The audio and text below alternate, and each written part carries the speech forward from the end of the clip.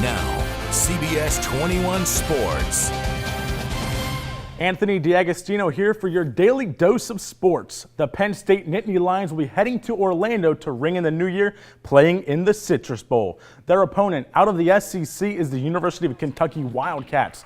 Kentucky, ranked 14th in the country, has had one of their best seasons to date with a record of 9-3. They hold an all-time bowl record of 8-9, and this will be their third consecutive bowl game. Their last time playing on New Year's Day, we have to fire up the Wayback Machine and take it back to 1999. Penn State came into the Outback Bowl with a record of 8-3 and ranked 22nd in the country. Kentucky came into the bowl game 7-4 and unranked, but Kentucky and their air raid offense was tough for the Nittany Lions to beat. Kentucky got out to a 14-3 lead, but Penn State would come roaring back and score 23 unanswered points to win 26-14. Penn State is looking to once again be celebrating after a New Year's Day Bowl just like they did 18 years ago against this Kentucky team. And you can ring in the Nittany New Year with Penn State and CBS 21. We will have live coverage of the Citrus Bowl with sports director Joel D. Smith.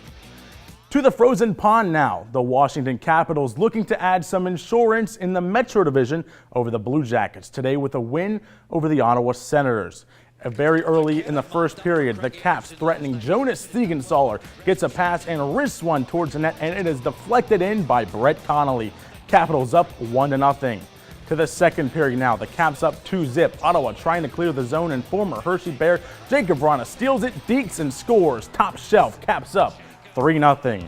Later on in that period, the Caps keep it in the zone from the blue line. Michael Kempany sends the puck towards the net, and it careens off the defenseman Cody Ceci and into the back of the net.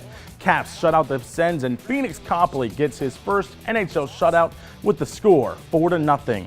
Also in the NHL, Flyers hosting the Columbus Blue Jackets pick things up in the second period, tied at 1, and Phil Veroni slams home a rebound. His first goal as a Flyer gives Philly a 2-1 lead, but it is short-lived. Just 2 minutes later, the Blue Jackets with a nice passing sequence. Carter Hart makes a great save, but Cam Atkinson scores on the rebound. We are tied at 2. Atkinson, he isn't done though. Minutes later, off of a Flyers turnover, Scott Harrington feeds Atkinson, and 13 makes no mistake burying the pass in the back of the net. Columbus leads 3-2. Artemi Panarin adds another goal for Columbus, and they hold off a late Flyer surge for a 4-3 win. Over to the hard court now. Philly looking to move up in the standings with a win over Toronto late in the second quarter. Tied at 49, Joel Embiid looking to pass and instead takes it himself and slams it home. Embiid had a huge game with a double-double. Ben Simmons, he also had a stellar game. He takes a pass and drives the baseline and makes a fantastic reverse layup.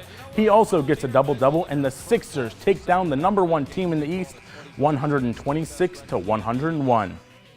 From the CBS 21 Sports Center, I'm Anthony D'Agostino. Top that means I got my guys here, and we're going to see who can top that. It's a competition, the best plays. Joel, I can top that here from the Shippensburg game. Shippensburg QB Zach Manning, look at this, off his back foot, gets the pass to wide receiver Adam Hauser. Doesn't get the touchdown there, but a beautiful pass. I like it, Anthony. I like it. Who can top that? A lot of us have the orange on. I appreciate it, guys. Always. And yeah, we have Jonathan right with the hair, Anthony, and the rest of the crew right here. So we're going to start with who? Anthony this time? Yeah. Let's see if you guys can top this. From the Friday Night Rivals game, Cedar Cliffs, Joaquin Morris, 5'9", 165 pounds. Look at this, breaking tackles everywhere. Call him Spinderella. Let's see it again. He is amazing. Hello and welcome to the 2018 NHL Playoff Preview Show here on CUTV. I'm your host, Anthony D'Agostino. You know, these huge teams going at each other.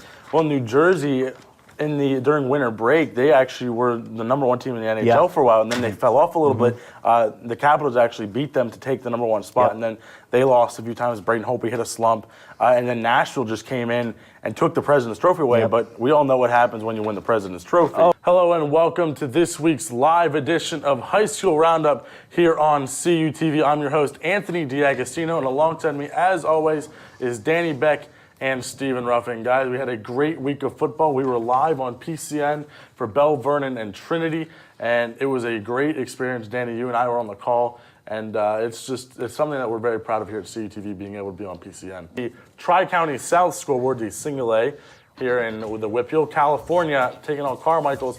They win 42-7, and then Fort Cherry taking on Avella 37-0. Fort Cherry the victors. But Danny, California Carmichael's, California is still rolling over their opponents. They definitely are, and the reason why really is Jelani Stafford. But before we go, we have our top 3 plays. We're going to keep it here for the top 3 plays, and we're going to talk about it here on the show. We have some time. Danny, starting at number 3. Great pass right over the middle of the field, and Dominic Richter, a 46-yard pass from Connor Basinger just right into his breadbasket. Yeah, I mean, that LH game was something special, but this one was even better. Look at this run from Bell Vernon. That was fake-a-roo, because that got me just now.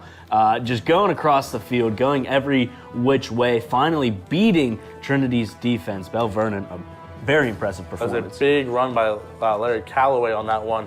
As we look at the number 1 pass here, it's a trick play. Joey Caroli passes it, and he's going to go into the end zone for the touchdown. Derry wouldn't be able to win the game. Trinity wouldn't be able to win the game, but a big play there. And our blue ribbon play comes from Elizabeth Ford at McGuffey. And just look at this run from McGuffey, just shaking tacklers every which way. 6 tackles are going to be broken here. Looks like he should be down at the 35. He stays on his feet.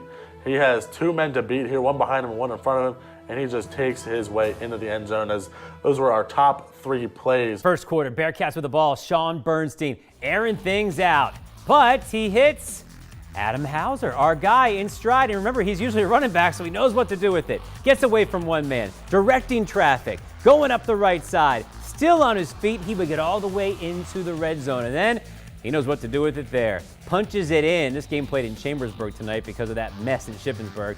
First half, that's all that was scored. This team was kept scoreless, but the second half, Bearcats looking much better. There you go. DeJour Stewart gets the handoff, gets to the house, and then he's got some help. How about right here in the fourth quarter? Takes the handoff, 70 yards this time. They're up 14-6 with a little hop into the end zone.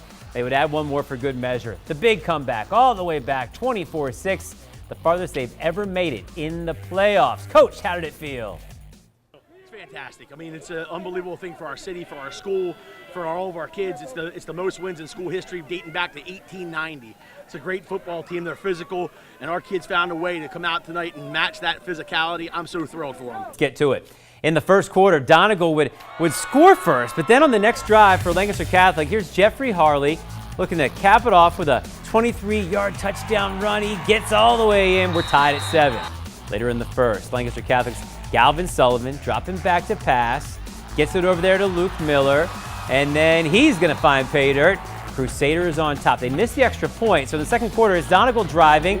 Zion Gibbs gets in. Extra point would be good, and Donegal would take a lead at that point, 14-13 at the half. Third quarter, Catholic quarterback Sullivan takes it himself in 20 yards to the half-yard line. They'd score on the next play.